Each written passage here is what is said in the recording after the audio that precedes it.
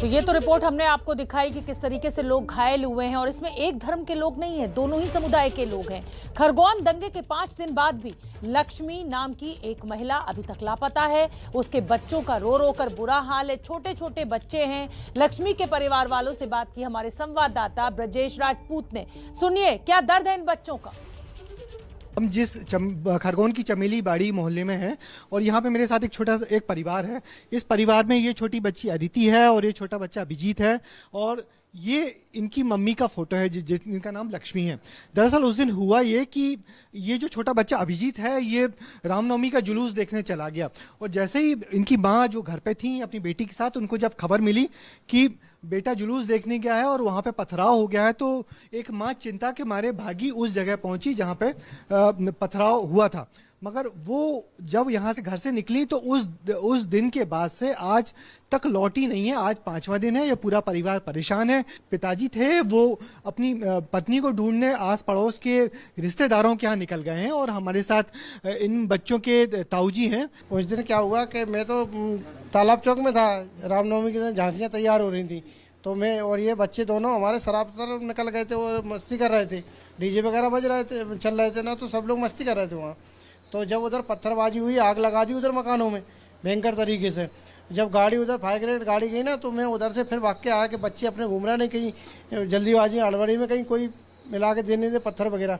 तो ये बच्चों को लेके मैं जवाहर मार्ग आया। जवाहर मार्ग से मैंने अपने बड़े बच्चे के साथ में दोनों हमारे बच्चे और एक ये अभिजीत, तीनों को मैंने बाइक से भेजा घर भेजा। तो घर पे भेजा मैंने कि आंटी को इनको देना हवाले और अंकल से आके बोलना ठेला तुम बंद करके घर पहुँचो।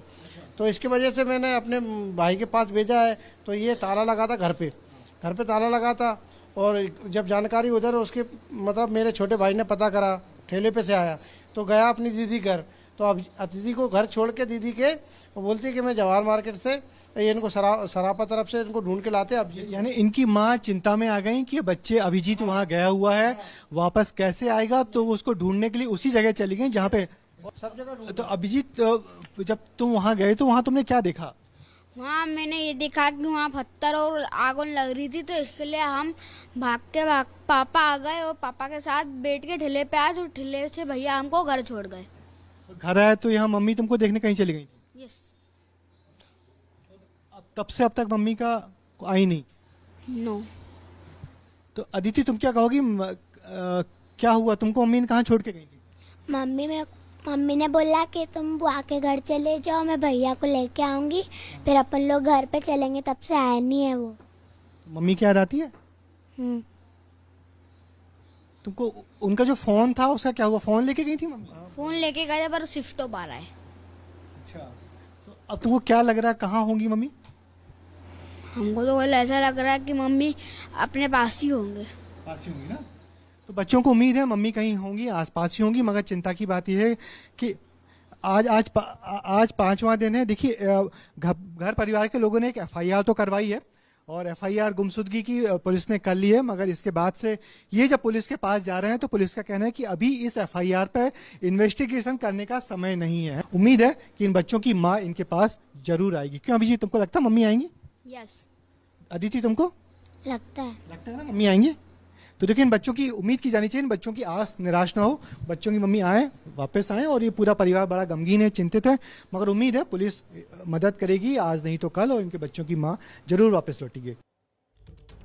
तो खरगोन में रामनवमी के दिन जो हिंसा भड़की उसमें हमने घायलों की स्थिति आपको दिखाई, किस तरीके से दोनों धर्मों के लोग प्रभावित हुए हैं वो हमने आपको दिखाया, और 2 छोटे बच्चे उनका दुख भी हमने आपको दिखाया। ब्रजेश राजपूत का मैं रुख करना चाहूंगी जिन्होंने ये रिपोर्ट्स हमारे तक पहुंचाई। और ब्रजेश, जैसा कि मैं बच्चों को सुन रही थी, जाहिर सी बात है बहुत छोटे बच्चे हैं, बहुत उम्र कम है और माँ का इंतजार कर रहे हैं। कॉल डिटेल्स के जरिए क्या पुलिस को कोई सुराग लग पाया है कि आखिर लक्ष्मी कहाँ लापता हो गई? क्या कोई अपहरण की बात भी निकलकर सामने आ रही है? क्या जानकारी आपके पास? शोभना, फिलहाल सबसे दुखद बात यही है कि पुलिस ने अब तक इस एफआईआर तो कर ली है मगर इस मामले का इन्वेस्टिगेशन शुरू नहीं किया है। पुलिस का कहना है, जो मैंने उनके अधिकारियों से बात की है, कि यार फिलहाल तो हमारी जो प्रायोरिटी है वो है शहर में शांति व्यवस्था बनाए रखना, क्योंकि ये जो कर्फ्यू लगा हुआ है, जो दंगे की जगह जगह से खबरें आ रही हैं, पुलिस हर जगह तैनात है।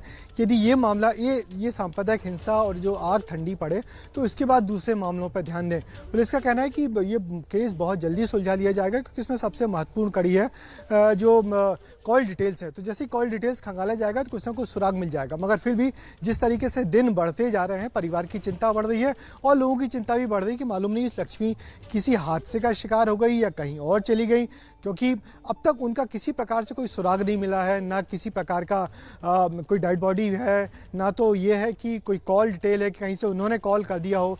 उनके परिवार के तकरीबन 4-5 लोग अपने रिश्तेदारों के यहाँ अलग अलग जगहों पे चले गए हैं ये तलाश करने ढूंढने की। हो सकता है शहर के बाहर तो नहीं चली गई, मगर शहर के बाहर जाना भी संभव नहीं है, क्योंकि दंगा होते ही पथराव होते ही शहर एकदम बंद हो गया था, कर्फ्यू लग गया था।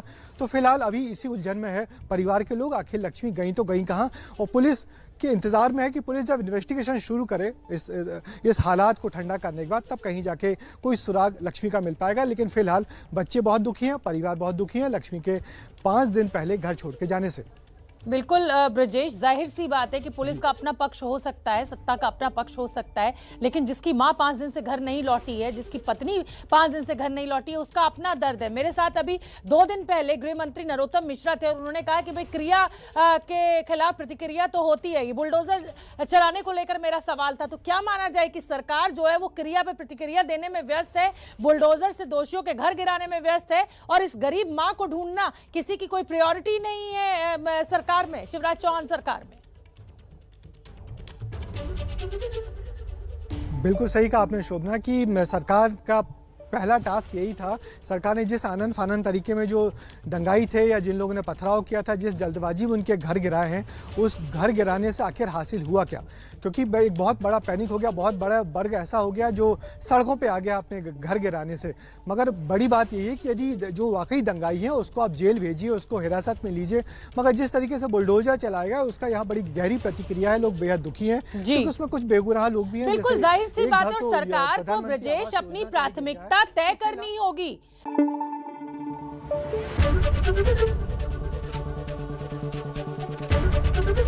एबीपी न्यूज आपको रखे आगे।